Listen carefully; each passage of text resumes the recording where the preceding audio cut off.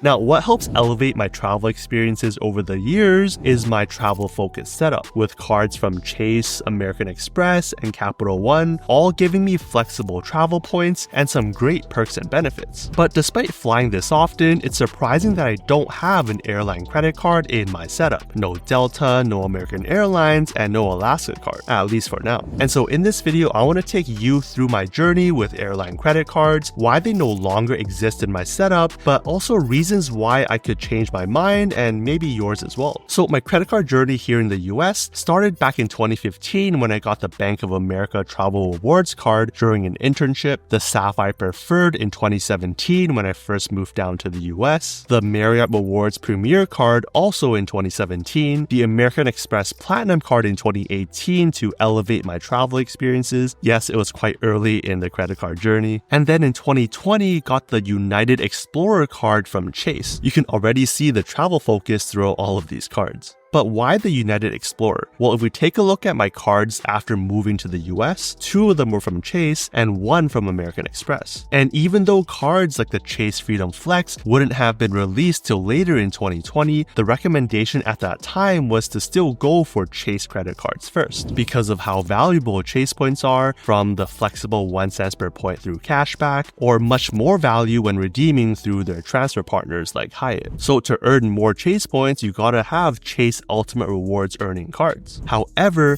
because of the Chase 524 rule, which means you won't qualify for a new card if you've had 5 or more new cards from any issuer in the last 24 months, which is why people recommend Chase cards first so you can start those clocks and then look elsewhere. Looking back now though, that was my mistake because the United Explorer card earns United points, not Chase points. But that explains why I got a Chase card, but why specifically the United Explorer card? Well, I can remember a few reasons. 1, United points weren't that bad at the time, and it wasn't until the recent few years where they continued to be devalued and devalued. In fact, I still had that 70,000 point welcome bonus until earlier last year when I finally redeemed them for some short-haul flights on Singapore Airlines in Southeast Asia. 2, although typically it has a $95 annual fee, the first year fee was waived, which seems like the same offer they have right now, although with a lower welcome bonus. And so if I really didn't like the card, spoiler, I did not, I could get rid of it in the second year before paying for the annual fee. And then third, because I had some payments coming up that could be used towards a minimum spend, and because this card had that elevated 70 point welcome bonus, it did stand out. That said, I still got 70,000 United points from the welcome bonus for little to no extra spend, so it was still kind of worth it. I also don't remember other amazing cards at the time. The Freedom Flex again didn't exist yet, the Amex Gold hadn't been revamped yet to its current state, so maybe that was one of the better cards at that time. Either way though, I ended up barely using the card given I'm not in a United hub and I didn't fly that much at that time, so most of the benefits didn't get used. The extra miles when spending through United, well, I barely had any United spend to begin with. The United Club passes, I don't think I ever put to use, and I never needed to pay for checked bags when flying with United. And so 1 year later, instead of paying the $95 in annual fees, I decided to get rid of the card, but not cancel.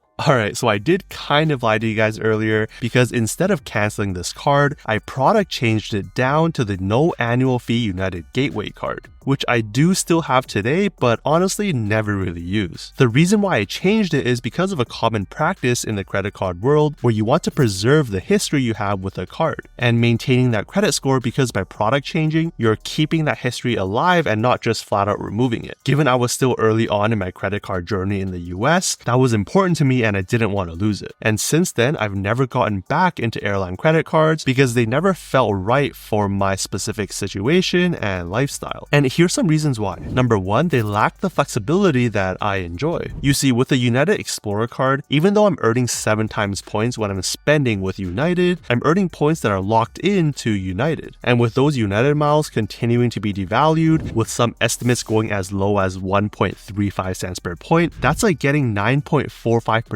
back in value for spending with United. In comparison, my American Express Platinum card will earn me 5 times points when spending direct with any airline. And because I value American Express points at about 2 cents per point, specifically through transfer partners, that's like getting 10% back in value. So why would I want less value in a currency that's not flexible when I can get more value in a flexible currency I can use across 21 different transfer partners, many of which have better redemption rates than United? Heck, if I really wanted to fly United or book on one of their partners, I could go through another Star Alliance partner instead and book through Airline. Like these flights on United from SFO to Taipei costing just 75,000 Airline points, but 100,000 United miles. Or flying Star Alliance partner EVA from LAX to Taipei for just 75,000 Airline points again, but 110,000 United miles. In all of these scenarios, it's much better to go for those flexible points currencies, with so many other sweet spots on these partners on American Express, Capital One, and Chase. And the lack of flexibility also affects you in terms of devaluations. When you're stuck in one ecosystem like United and they decide to devalue, then well, you're out of luck. But with flexible currencies, say Virgin Atlantic decides to devalue their awards, you still have other transfer partners like my favorite in recent years, Airline, booking flights on EVA, Singapore Airlines, ANA, Air Canada, and even United, or Flying Blue booking China Airlines for a trip next year. That's the flexibility and peace of mind that I enjoy, which airline credit cards and their points don't really offer.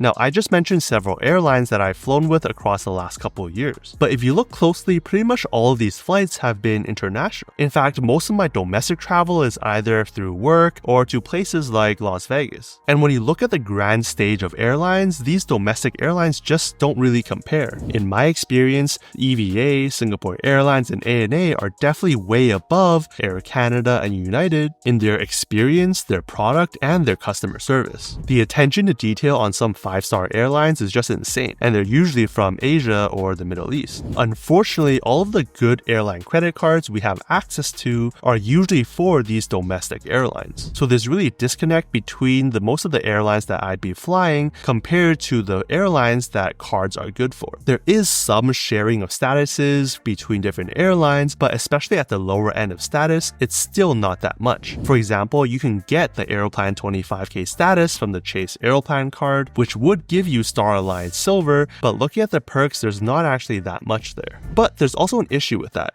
because reason number 3 is that I just don't travel often enough with some of these domestic airlines in the first place. If I'm traveling internationally, I'm usually trying to book with points on these nicer airlines. And if I'm traveling domestically, usually it's for work. And so even if I do get these airline statuses, if I'm not flying that much with them in the first place, I won't be able to benefit much from them anyways. In fact, just like my old United Explorer card, I won't be able to justify the cost of these cards if I'm unable to use a lot of those perks. For example, most of these cards offer free checked bags, like the Delta Gold, the United Explorer, or the American Airlines Platinum Select, or the Chase Airline card, some of which offer free checked bags for yourself and up to 8 of your companions. And so if you're in a big group like a family and pay for tickets that don't include checked bags, each trip could save you $100, $200. Or if you're a big sports fan and play golf or do snow sports around the country and need to check those bags in, you could also save a lot of money that way, and then easily make the cards worth it. But if not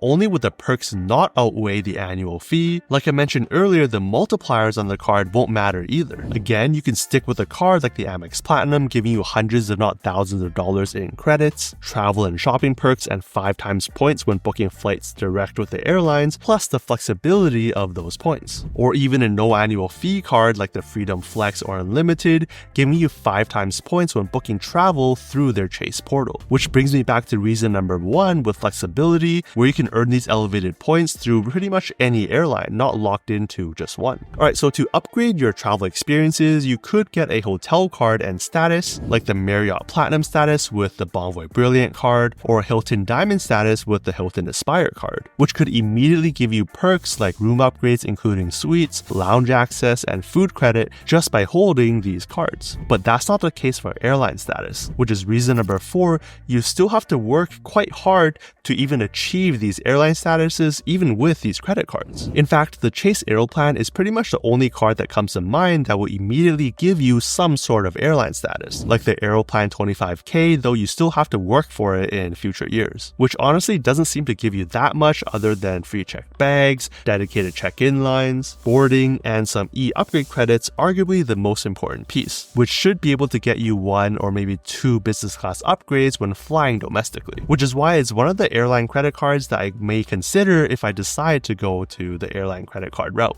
The other cards though, not so much. With the United Explorer, you're earning up to 1,000 PQPs at $25 per $500 spent, which sounds not too bad until you realize you need 4,000 PQPs to even qualify for their lowest level status. Instead, go for the Chase Airline card, immediately get Airline 25K status, and get perks on United like their priority check-in line and Group 2 boarding. You could, however, go for the higher-end $250 United Quest card, which will let you earn up to 6,000 PQPs through spending, but at the same rate. Meaning with purely spend, you'll need to spend $80,000 just to hit 4,000 PQPs for that silver status. Or even Delta's top-end $650 Delta Reserve card, offering a head start of 2,500 medallion qualification dollars or MQDs, with 1 more MQD every $10 spent, only to see that it requires 5,000 MQDs to even reach their bottom level silver status, costing you $25,000 to spend to hit that. Now, to be fair, these type of cards are meant for people who already travel with these airlines quite a bit, so you won't need to just spend your way there because your travels will cover a lot of the miles towards the status as well. But in either case, plain and simple, these cards really just give you a small head start towards those statuses, or another expensive way to do so, and still require you to put in some significant work, unlike hotel cards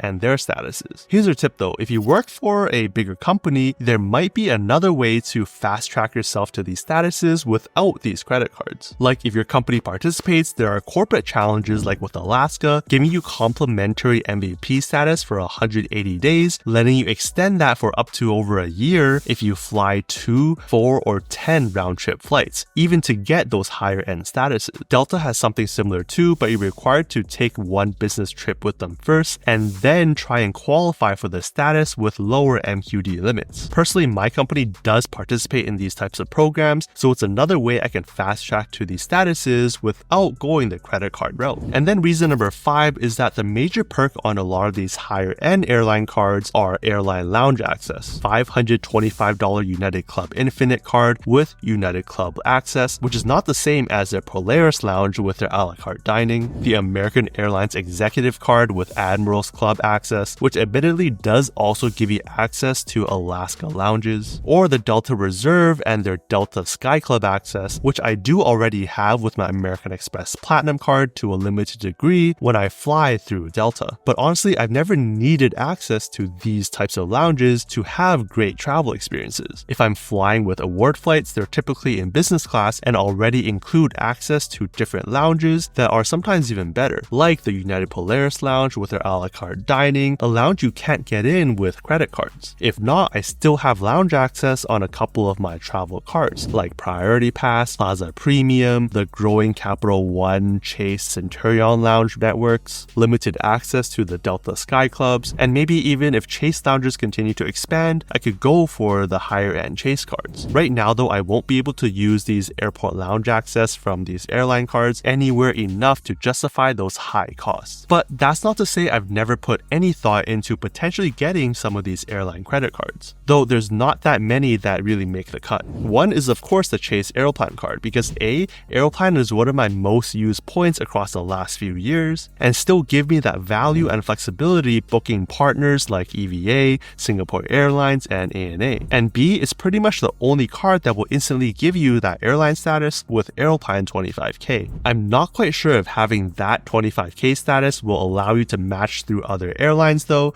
so if you have any experience there, let us know down below. So that's one, but what other cards could make the cut? Well, there's the really popular Southwest cards out there, but because I've never come close to needing to fly Southwest in my life, being up here in Seattle, those cards won't have much use for me. And the same goes for United. Although I have flown them once internationally through an award flight, they're not really my top choice when flying domestically. But speaking of Seattle, what about Alaska Airlines, who pretty much dominate the market here? Or even Delta, who also have a fair share? Well, the Alaska card before recent changes looks pretty good, but right now you require $6,000 of spend in the calendar year to qualify for the next year's companion fare. So the value isn't as high anymore. But because the welcome offer is quite high with 60,000 Alaska points and a companion fare already, the first year's value is definitely more than good enough, especially when Alaska points are just that valuable, where you only need 75,000 points to fly business class over to Japan or Taipei from the US on airlines like JAL or the new Starlux Airlines. And with earning 3 times miles on every dollar spent on Alaska purchases, 2 times on gas, EV, cable, streaming, and transit, all at $95 in annual fee, it's not too bad of a card. If there's a year I think I'll travel domestically a lot more, then this card has got to be near the top of the list. That said, speaking of points though, American Airlines points are also really valuable, costing just 60,000 points